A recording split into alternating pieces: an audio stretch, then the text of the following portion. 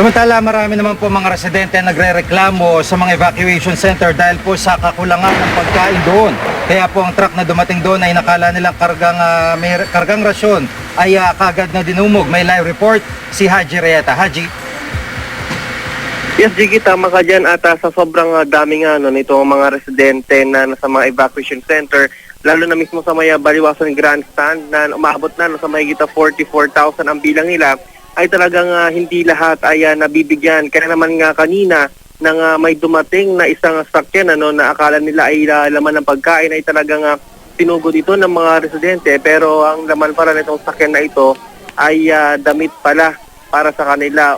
Bagaman kailangan din nila itong mga damit dahil ilang araw na din silang walang mga bagong damit dahil nga wala silang naidikas nitong nagkaroon nga ng bakbakan sa lugar at dahil nga rin sa forced evacuation. Sa ngayon, Jiggy, ay makit na sa 68,000 itong bilang ng mga residente na inilikas sa iba't ibang mga evacuation center ayon yan sa pinakahuling tala ng DSWD.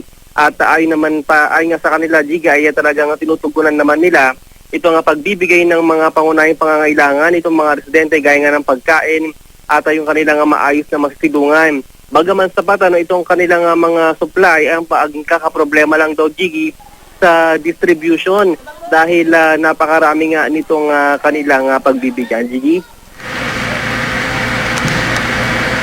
Maraming salamat, Haji Rieta.